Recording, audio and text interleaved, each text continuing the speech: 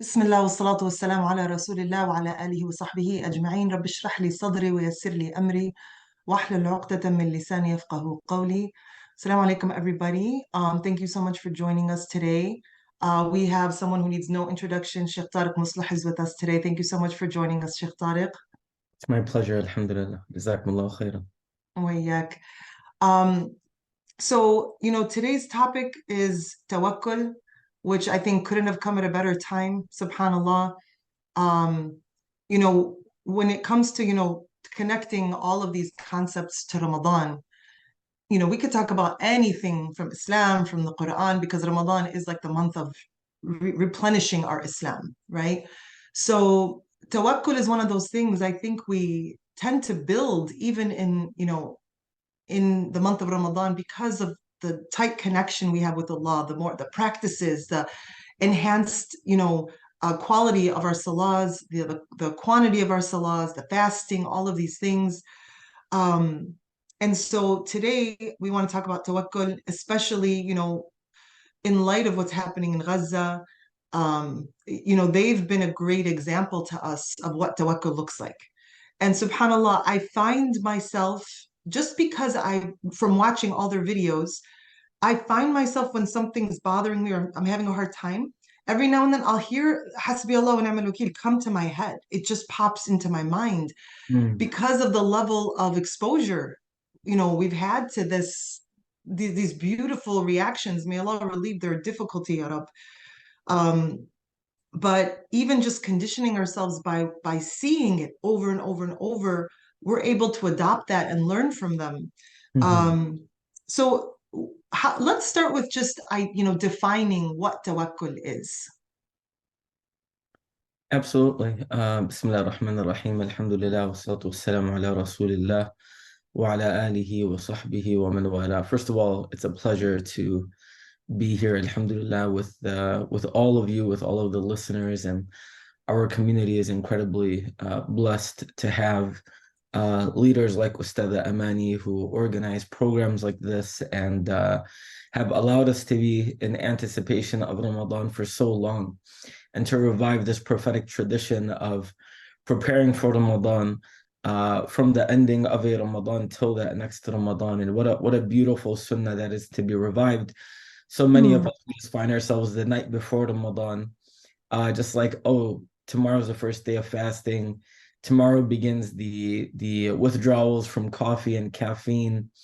Tomorrow I'm gonna be, crabby, frustrated, overwhelmed, feeling regret and remorse surrounding where I am with Allah. And this this intentional effort to anticipate Ramadan has numerous benefits. And I know that I have not touched upon your question at all so far, but Okay. one of the major benefits is that it is possible. We ask Allah subhanahu wa ta'ala to give us an extensive life of obedience, but that a person is a listener to this series, to this program, and they don't make it to Ramadan. But because of what they listen, because of what they learn, because of what they plan, based off of what they hear here and the benefit that they get, that because of that, they get reward as if they made it till Ramadan and as if they put those things into practice in Ramadan. And so, even for those of us who may not find ourselves able to make it to Ramadan or in the position of Ramadan to reap its full reward, simply by being in a program like this and to be a listener to this consistently and to be on the lookout for Ramadan and all that Ramadan brings, it's like you're getting the deeds of Ramadan before you even make it to Ramadan. And that's just such a testament to the generosity and the mercy of Allah subhanahu wa ta'ala. And then for those of us who enter into Ramadan, it's like you enter Ramadan in full throttle mode, as opposed to making it to Ramadan like, kind of like, where am I and how did I get here type of thing.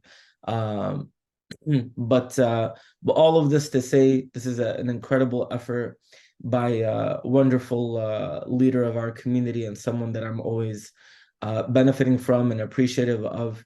And I think the concept of tawakkul is certainly something in these days, particularly with what we see happening with our brothers and sisters in Gaza, has been really centered, and a lot of veils have been lifted. I was sitting with family yesterday, and I would be lying if I didn't say that this past 60-ish days have been one of the most difficult chapters of many of our lives.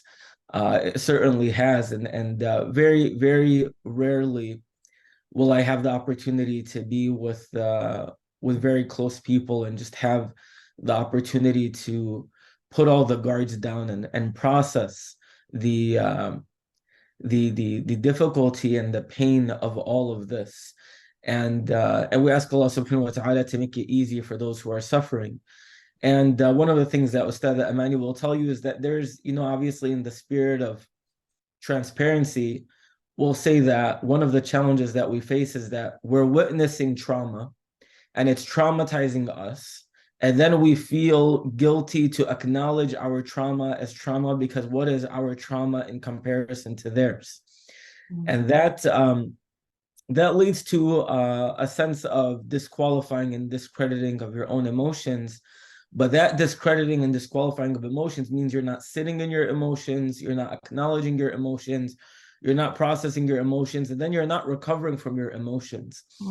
And this is contrary to the prophetic model. The prophetic model of Nabiyina Muhammad sallallahu alaihi wasallam is exactly to do those things and to realize that you can be grateful and in shambles at the same time, that you can be conflicted and in conviction simultaneously. And one of the things that has happened is that for many of us, we've lost a lot of hope in a lot of things. There was all these scaffolds holding up, this imagery of who our supporters are, who our allies are, what our identity is, where our community is, and what it means to be an American, what it means to be an American Muslim in particular. And it's like Allah subhanahu wa ta'ala has removed the veils of all of this security that we thought that we had and all of this support that we thought that we had, so that we can see that we're just looking at nothing really. And the only support that we can attain is from Allah and through Allah and by Allah. And that is exactly tawakkul. It's to know that the only place of true support, of true reliance, of true dependency is in Allah subhanahu wa ta'ala. فِي الرَّخَاء وَفِي الشِّدَّةِ, in times of ease and in times of difficulty.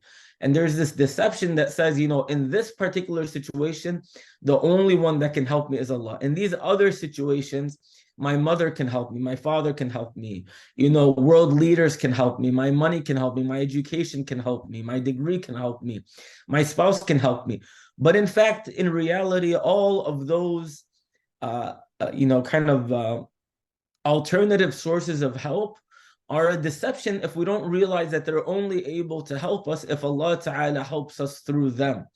But sometimes Allah Jalla Jalaluhu, He'll strip away every other source of assistance. And we ask Allah Ta'ala to preserve the assistance that we have, to show us the light that in reality, there's only one true source of relief and help and support, and that is Allah subhanahu wa ta'ala. And so in the highest level of ease and affluence and prosperity, and in the darkest moments of hopelessness and tragedy and devastation, we are equally in need of Allah subhanahu wa ta'ala. And tawakkul is this capacity to see it. We have a problematic perspective that says, and by we I mean me, that says that tawakkul shines brightest or becomes most apparent, like we realize, like moments of tawakkul is when you get a diagnosis or when you lose a job. And in reality, tawakkul is manifested in every moment. Yeah, tawakkul is me believing that Allah is beating my heart because I sure as heck am not making my heart beat. Tawakkul is Allah subhanahu wa ta'ala blinking my eyes. Allah, my son is in school right now. May Allah bless and preserve him. He is not under my care, but I know that he is under the care of Allah Jalla Jalaluhu. And so this is the manifestation of tawakkul. Even when we are sleeping, that Allah Ta'ala places angels. We're not protecting ourselves when we're sleeping. So this ability to see the care of Allah and the reliance on Allah, even in the moments of unconsciousness or subconsciousness or affluence or prosperity, that is in all spectrums of existence, to see that Allah is the one who makes things happen and does things and prevents things from happening. Yes. You dropped so many pieces of wisdom there, subhanallah. I want to, and I want to like sort of expand on a few of the things you said. Um, when it first of all, the concept of tawakkul isn't just for big things, for catastrophes, right? And like you said, it's in times of ease and in times of difficulty. And I think like at any point in our lives, even when there's some catastrophe or some very difficulty, at the simultaneously there are other easier things that are happening that are equally not equally that are also challenging. So for Mm. example, you mentioned like your son, may Allah protect him, he's in school. For a lot of parents, the school situation is very stressful. Do they go to Islamic school? Do they go to private school? Do we homeschool? Do we do this? Do we do that? And you're worried about the well-being and the quality of your child's life and what they're being exposed to and all of these things. And maybe even when they're in school, like, oh, this teacher made this comment and it made me uncomfortable, that my son was or whatever, like there's always these little things that happen that make our gut feel uncomfortable. And I love that you mentioned this is in things that are easier to deal with and in things that are very difficult, because everything about our lives, the training that can happen in times of ease, it will pop up for us in times of difficulty. And I was watching Sheikh, I think his name Bilal Asad. He's the Australian Sheikh, Mm. if you've heard him Yeah, speak. yeah. Yeah, Allah yarhamu, he lost his son. And he was saying how when he was going through that, it was the most difficult time of his life. And from the way he described it, it sounded like a very deep, deep depression. He didn't want to talk to anyone. He didn't want anyone, just everybody leave me alone. And he said while he was in this deep depression, he could almost feel like files popping up from Mm, ayat that he had read when he was in times of ease. You mm. know, it shows up for us when we need it. And this is like almost like the worldly nature psychological explanation of Allah, us knowing that Allah tells us, think of me in times of ease, I'll think of you in times of hardship. It's that same idea. And psychologically, this is what's happening, that whatever we stored up during times of ease or less difficulty, it will help us in times of more difficulty, subhanallah. I um appreciate that clarification that you're doing. See, this is what happens when you're with deep people like Ustadha Amani, is that she says very deep things in passing, and you have to be like on the lookout for them. So we ask Allah subhanahu wa ta'ala to reward you, Ustadha Amani. But one of the things that you alluded to is that this idea of, I mean, we like to kind of name it as relative ease and relative difficulty, because sometimes we like to attribute a level of black and whiteness to things that's not real. And if my wife was listening right now, she'd roll her eyes from the number of times that I say that. And we like black and whiteness because it's an oversimplification to much of life, which is not. Sometimes you'll end up with someone like me where almost everything is gray, and that's the challenge of being kind of like immersed in the fields of mental health and things like that. Everything is relative and everything is contextualized, right? So please remember Abdullah in your dua. But nonetheless, in this relativity, I think what is a part of tawakkul is the ability to thicken the narratives of what we are in when we are in the midst of them.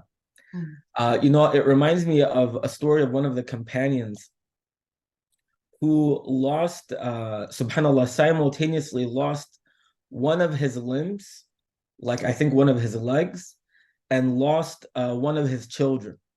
We ask Allah Ta'ala to preserve our limbs and to allow us to utilize our limbs for obedience, as well as that Allah Subhanahu wa Ta'ala preserves our children and allows them to be a source of khair for the Ummah of Muhammad Sallallahu Alaihi Wasallam. But his response to it was, "Oh Allah, thank you for all the limbs that you've given me when you've only taken one. And oh Allah, thank you for the children that you've given me when you've only taken from me one. And that, like, it's hard for me to even say, honestly. And it's this ability to thicken the narrative of everything that's going on, because particularly for those of us that struggle with like things like perfectionism and those kind of things, it's like, this is what's going right, but what about all of the things that are going, or this is what's going wrong, what about all of the things that are going right or going well? But there is a part of this is a level of, I'm just going to name it as privilege and entitlement, where, well, of course my eyes are working, of course my ears are working, of course my family is safe. Like, with respect, says who? Says who? Like, do you think that those are easy things to do? Do you think it's easy for our family to be secure right now, for the roofs of our houses to not be leaking right now, at least to our knowledge? But yeah, so this idea of uh, thickening the narrative is valuable, because what it does is it allows us to have a sense of gratitude, even when things are difficult, and we're not drowned out, we're not drowning in the sense of hopelessness. And that's a part of tawakkul. It's to see that even when there are waves in one part of the ocean, there are other parts of the ocean that are still. And I can sit in this wave and just be beat again and again, or I can condition myself to look towards the horizon and see all of the parts of the ocean that are still. And that requires a level of mindfulness and conscientiousness to be able to say that and see that. And it's very easy for me to be saying that right now, but in that time when Allah subhanahu wa ta'ala protect us, lose a job or are struggling with a relationship, like a marriage or something like that, it's hard to feel like everything else is okay. But what's actually very kind of ironic is that not only does that help you individually, but it helps you to actually navigate the difficulty in your life that you're facing, because it makes you a little bit more grounded and a little bit more level-headed if you see that, like, no, the sky is not falling. Like, yes, my loved one is dying. Yes, my child is struggling with an addiction. Yes, my marriage is falling apart, but like, I still have my mom. I still have my family. And maybe even those relationships are not perfect. Maybe your marriage is falling apart and your relationship with your mom isn't all that great. But is she still alive? Is there still a possibility of it getting better? Are you still able to potentially remarry once upon a time? Could it be that Allah subhanahu wa ta'ala has someone else in store for you? So it's thickening the narrative is such a fundamental part of tawakkul, because it means, Allah, you call the shots. I don't call the shots. And sometimes our tawakkul is contingent on our intellectual capacity, where we're like, we want to unpack. In the midst of crisis, we want to know the wisdom of Allah Ta'ala in this. And something that I referenced the other day in a recharge program, actually, at the Mecca Center, was it's the ability to say, like, I was having a conversation with a brother, and he had lost a loved one. And we asked Allah subhanahu wa ta'ala to make it easy for him. And I said, how does it feel? He says, I don't feel okay. And I don't know how I'm going to be okay. But I know that Allah is Allah. And because Allah is Allah, I have confidence in who He is to allow me to get through this. I don't have any roadmap that says that this is what's going to happen to make things better. But I know who Allah is, and I know that He's the captain of the ship, and He's the one who calls the shots. And so in my faith in Him subhanahu wa ta'ala, we can weather the storms that we face. Not because we're excited about the storms or we're happy about the storms, but because of, like you mentioned, Ustad Amani, may Allah bless you, because of the experience that we have with Allah subhanahu wa ta'ala, we can see that Allah subhanahu wa ta'ala will help us through those challenges and difficulties that we're bearing through. That's amazing, subhanallah. And I love that. What an eloquent way to express this brother who, he's expressing his feelings. He's aware of himself. He's aware of his weakness, but in light of Allah's strength, he recognizes logically that I'll be okay. He doesn't know how, he doesn't know when, but he knows he'll be okay. And subhanAllah, this connects us to there's an ayah in the Quran in Surah 73. Allah subhanahu wa ta'ala says, أعوذ بالله من الشيطان الرجيم رب المشرق والمغرب لا إله إلا هو فاتخذه وكيلا. He is the Lord of the East and the West. There is no deity except Him, so take Him as disposer of your affairs. This idea that Allah starts off by telling us who He is, right? He owns everything. So, and then He says after that, of course, like then it makes sense for you to rely on Him. Just as this brother said, he knows Allah. He knows Allah. So what do you feel? What do you think is what is the connection between how strong our tawakkul is and how much we know Allah? What's the relationship between those two things? And how can we strengthen it practically? I think I think it might be a good time to visit some imagery that depicts this, right? Um, and I think some of the best imagery that comes to mind for us of what tawakkul looks like in its full form is when we find it in the images of the prophets, and some of the images that's important for us to visit is, for example, the imagery of Sayyidina Yaqub alayhi salam.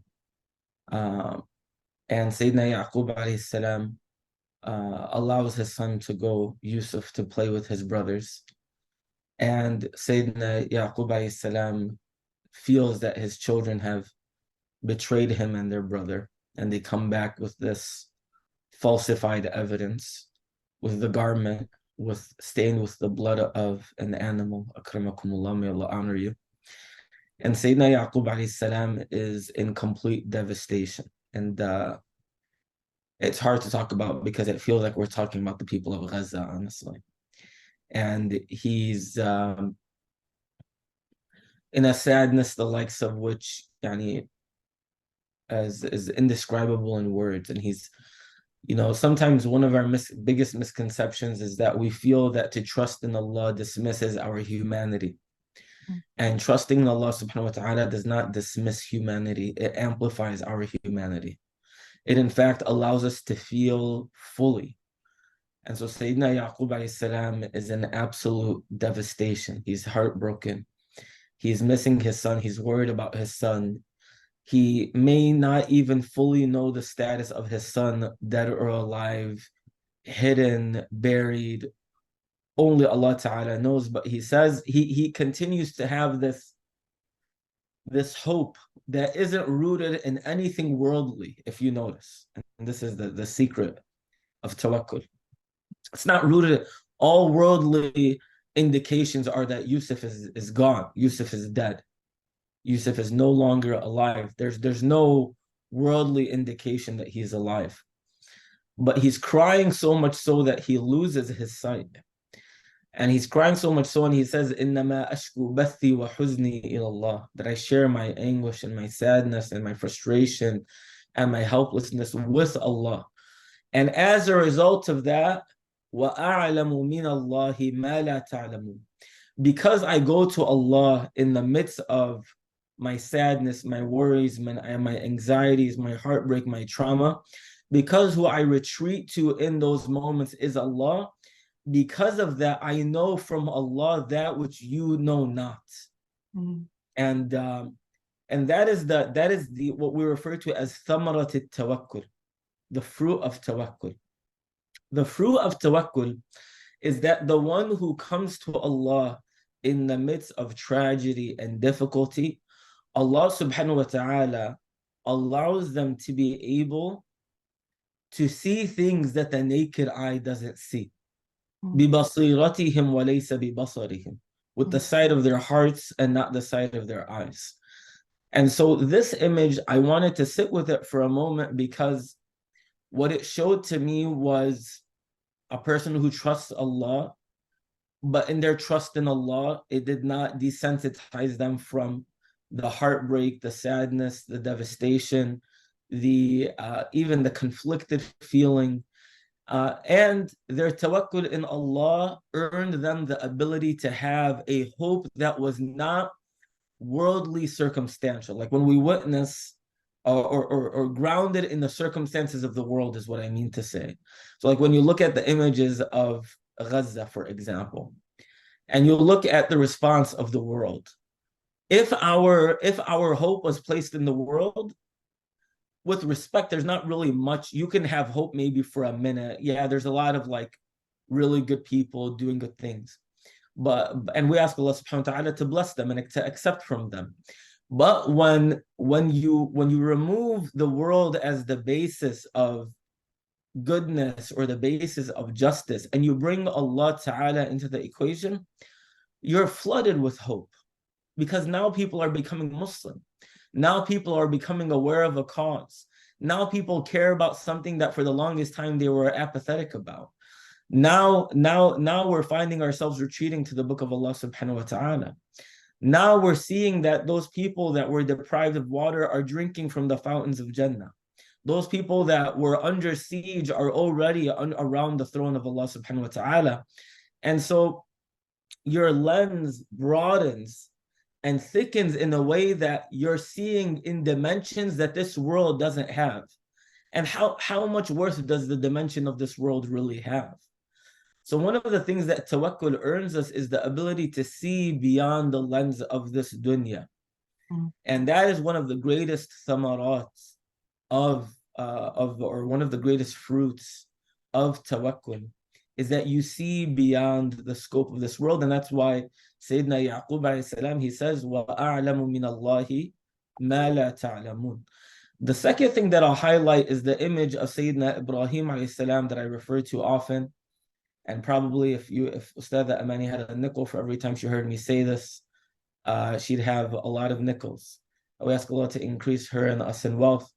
But the image of Sayyidina Ibrahim alayhi salam being catapulted into the fire, as it is authentically narrated in various sources of the tradition. And Sayyidina Jibreel alayhi salam comes to him and he says, would you like help? And Sayyidina Ibrahim alayhi salam responds to Jibreel alayhi salam and he says, if it's from you, no, but from Allah, yes. And then he says that very famous statement that we hear echoing through the streets of Gaza, which is, Hasbi Allahu wa ni'mal wakeel. Allah is enough for me. And how blessed of a one to be relying on like Allah. And what a blessing it is to be a one who relies on Allah. Hasbi Allah wa ni'mal wakeel. And so Sayyidina Ibrahim alayhi salam demonstrates to us that level of independence from creation and dependence on the Creator, where people this minimizes the capacity of us being disappointed. This minimizes the capacity of us being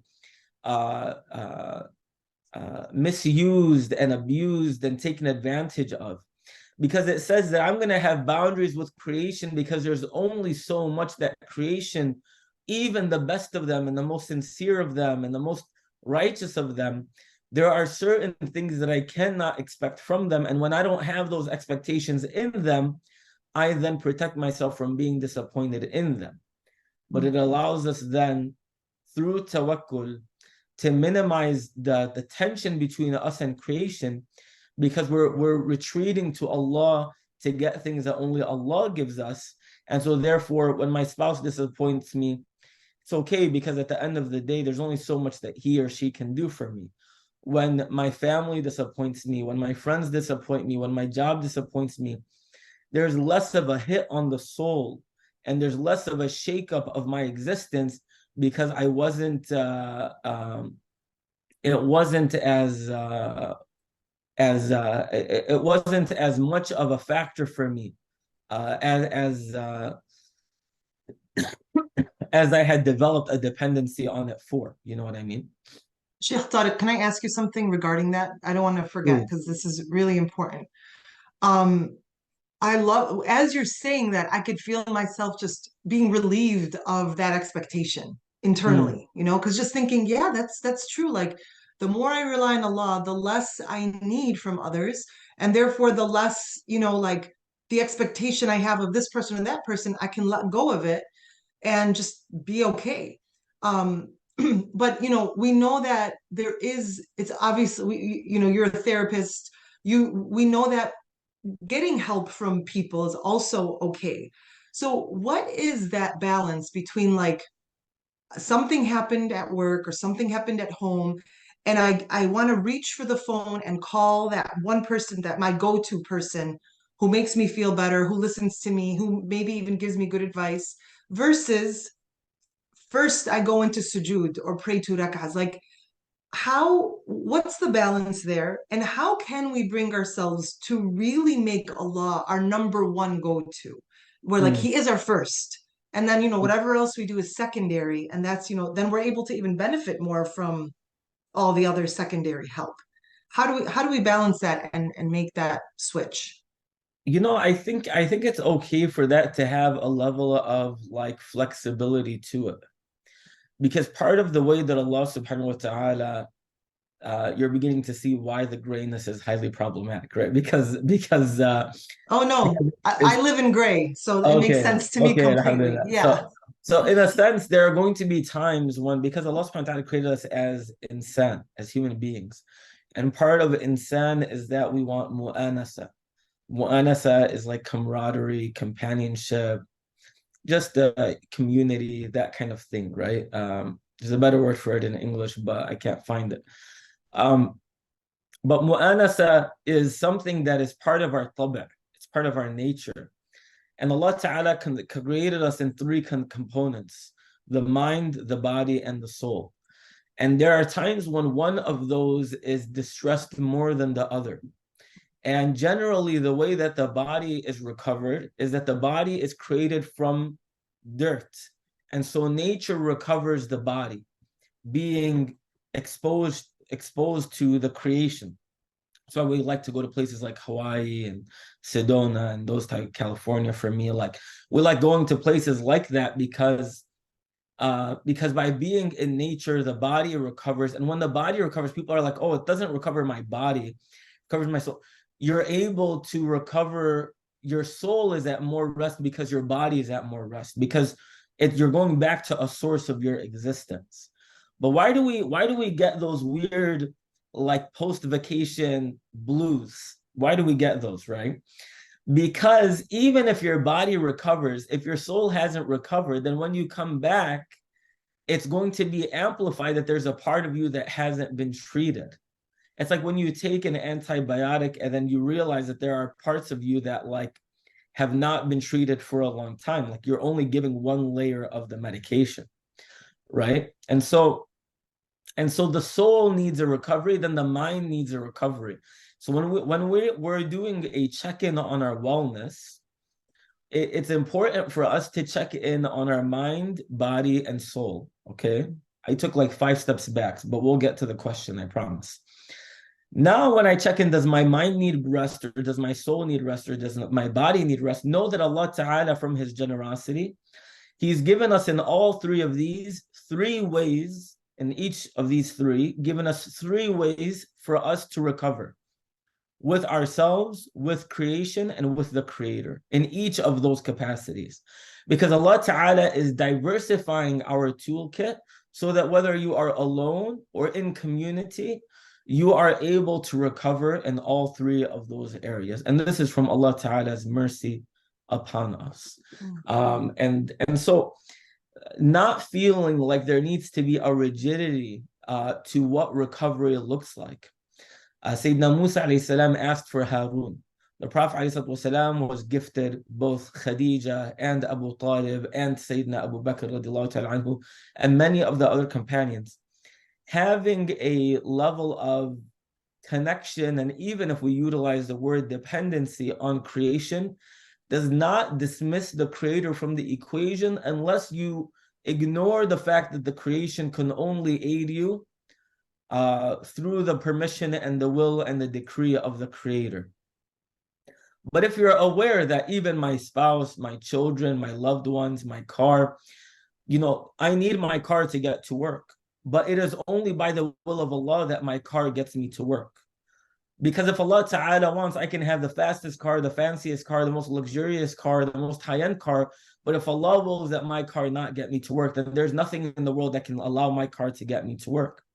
So my car is a sabab that gets me to work, but it is Allah who's the musabbib that gets me to work. Allah is not in contention with anyone. Allah is not competing with anyone. Allah is above any and all competitions. But it is our ability to recognize that it is Allah Ta'ala utilizing creation in all its forms to fulfill what He decrees and wills. That's amazing. I love that. I took so many notes. This is such a beautiful explanation of not only the post what do you call travel blues, because that's a real thing, but just like looking at this from that mind, body, soul perspective. And I love this. This is so beautiful and it's so helpful. Jazakallah khair for that. That's really amazing. Um, and while you were speaking, it was reminding me of like whether it's in a marriage or a friendship or even with your as a parent with your children, when approaching those relationships with a full cup, you're able to give more, but you're also able to receive more from them. And it's a healthy bouncing back and forth between you and the person in the relationship. Versus if you approach, for example, your spouse with a half full cup, internally you're just not happy, and now you're expecting them to fill the rest of it. Whatever they give, sometimes it's enough, sometimes it's not enough, and there's always room for improvement. It's just not, it doesn't give you enough. And then the spouse is getting that feedback from you, which then puts them in a place to be discouraged or turned away or feel Defensive, resentful. yes. Yes, all of those things. And subhanallah, it's similar where like if our cup is filled with tawakkul towards Allah, then we're able to see everything else as, connected to Allah subhanahu wa ta'ala anyway. And we're able to enjoy and take whatever good that other people give us. So, as you were saying, everything that we have that is worldly, aslan it comes from Allah. And I love thinking about it from the perspective of like the nature of the world was created by Allah. The cause and effect was created by Allah. So the fact that you said, like, I need my car to get to work, and it's, if Allah didn't will for that car to work that day, it's not going to work. Also, Allah subhanahu wa ta'ala willed for there to be all this time to pass for people to finally figure out how to put a car together, to figure out that gas can, create movement and energy and all this stuff. And that was also Allah's will, that time would allow that, and thinking would allow that, and people had this ability to put ideas together and create things that were technologically advanced, and we're seeing that more and more and more. All of this is under Allah's will. And I think even to see that go-to person as wow, Allah created a system for me to find relief through my mom, my friend, my spouse, my therapist, my coach, whoever. Allah created this system. So even I think in acknowledging it as we're taking those steps can create more of a connection to Allah, and that ultimately that tawakkul was on Allah to begin with, because it's His creation and His design that we're using and utilizing to feel better and get better and things like that. You touched upon a little bit like the benefits of having tawakkul, right? You were saying that, when you have tawakkul, it reduces disappointment in other people. I wanted to add a few more things that, I feel tawakkul really helps us in life. And a few of those things include confidence. And the reason it increases our confidence is when we have tawakkul in Allah, it ensures that we're leaving what we don't have control over, right? We're giving that up to Allah. And when we leave what we don't have control over, we have space to focus on the things we do have control over. And we have energy to do it, because now we're not like in constant mourning of all the things we're miserable about that we can't change. But then we let it go. So now we're freed up from stress, from tension in our bodies and our minds. And we're freed up mentally to actually focus on the things we can do.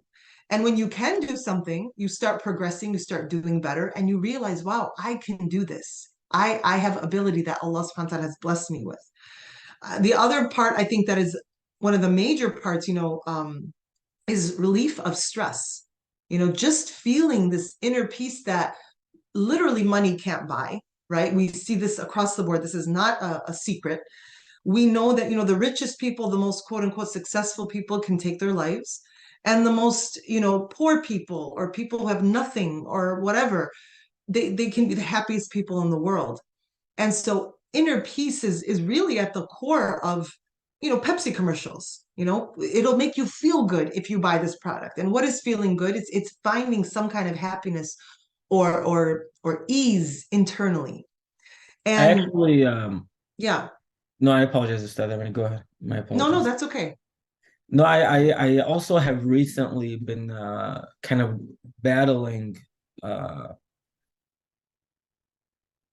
oh my God, it's a lot. But battling with the differentiation between happiness and pleasure.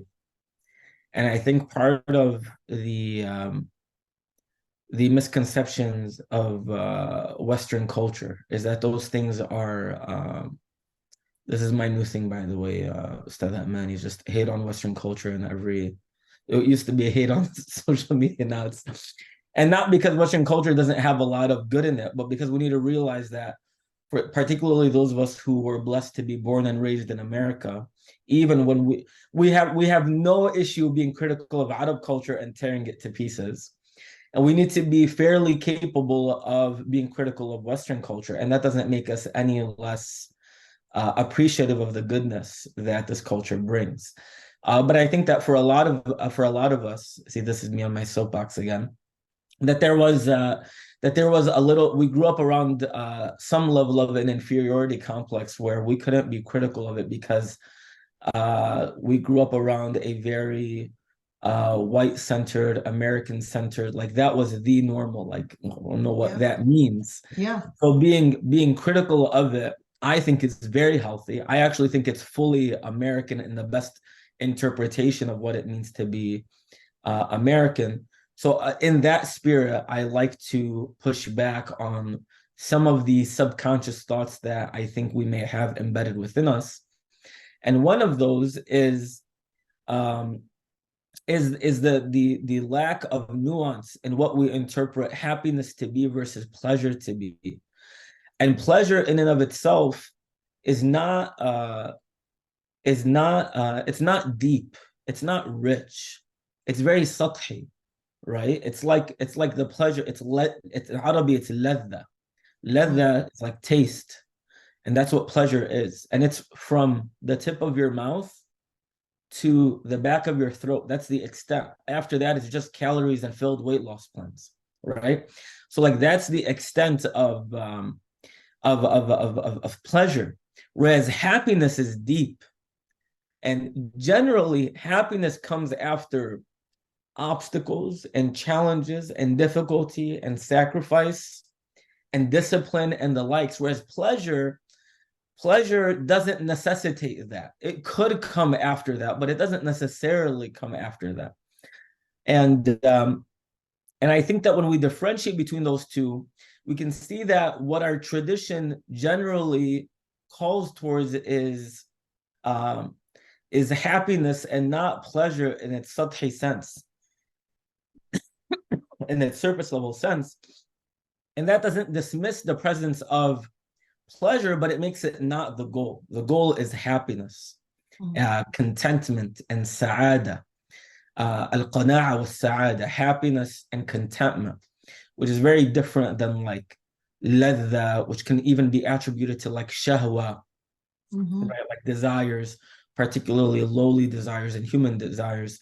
And so I think giving a little bit more, when we define what we're working towards, to make sure that it isn't centered around very surface level pleasures as a way, because what does, like when a person wears a mask, or when we mask ourselves, it's really a very thin veil between us and reality.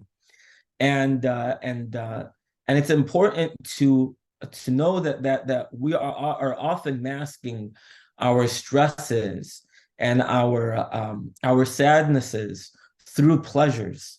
But when you work towards happiness, you're not masking the sadness and the anxiety. You're actually treating it. And that's the world of a difference between the two. Mm. That is such a good point, especially subhanAllah. One of the things I wanted to ask you was why is it that we turn to sometimes harmful things we rely on harmful things instead of relying on Allah to soothe ourselves in times of difficulty. And your Mm, explanation very much, explains answers that question. A lot of us, when we're sad or depressed or feeling anxious about something or we're scared about an outcome or whatever, we turn to food, we turn to watching, binge watching, scrolling, you know, some people turn to drugs and alcohol, just different things that end up feeding this pleasure. It's a pleasure even within this deep sadness or anxiety. And it's similar to, like, the pleasure that people get from working out, who are addicted to working out. They get mm, pleasure out of it, but it mm, takes steps to get away from it becomes like a pattern almost. Like we get mm, used to seeking pleasure and ease and relief, quote unquote, from negative things.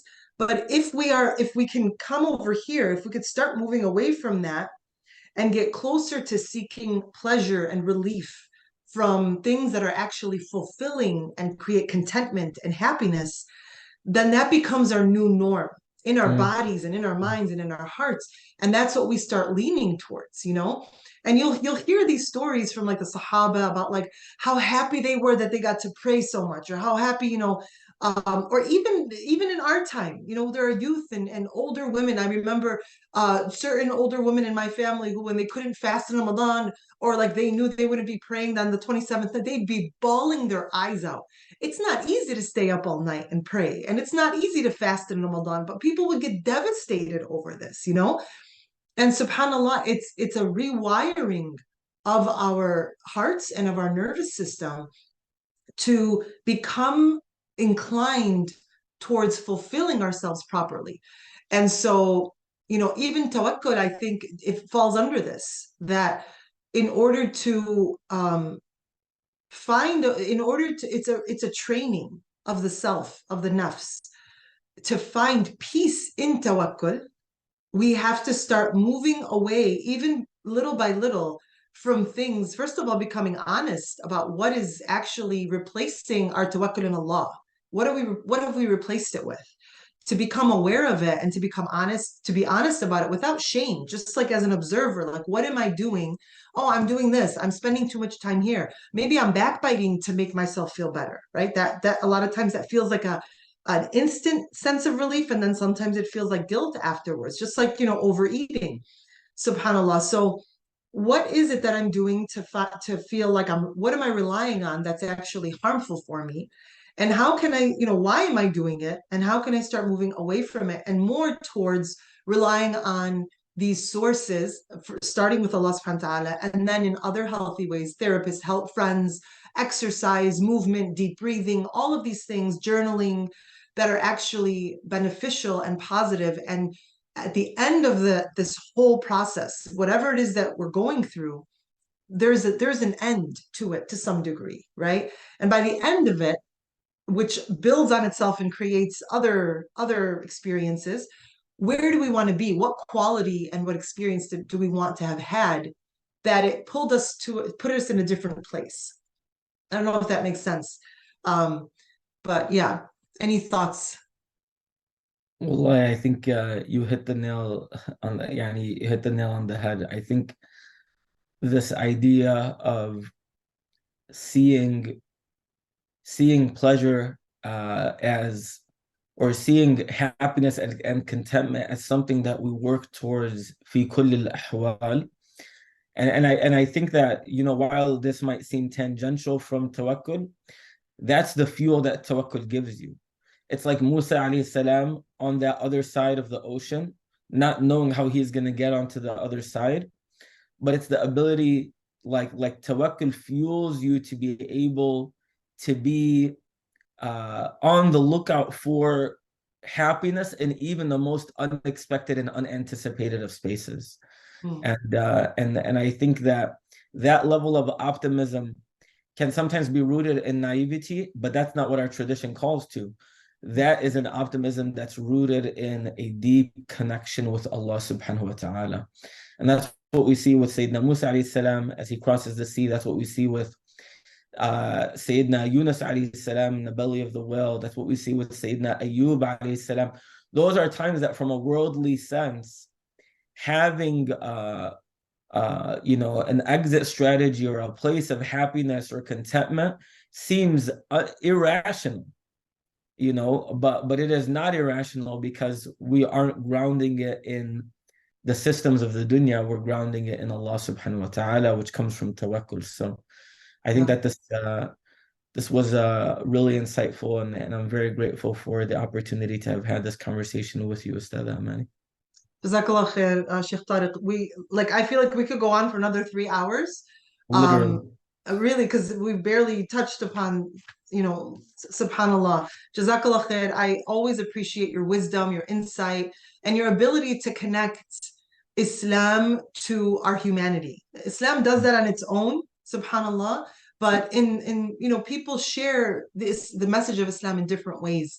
And I'll continue, inshallah, to learn so much from you and see these like different angles on very common concepts that I would never think of. So jazakallah khair for your time and for sharing your wisdom and this time with us. We really appreciate it, Sheikh Tariq. Jazakallah khair. Barakallahu fikum. سبحانك اللهم وبحمدك نشهد أن لا إله إلا أنت نستغفرك ونتوب إليك والعصر إن الإنسان لفي خسر إلا الذين آمنوا وعملوا الصالحات وتواصوا بالحق وتواصوا بالصبر. السلام عليكم.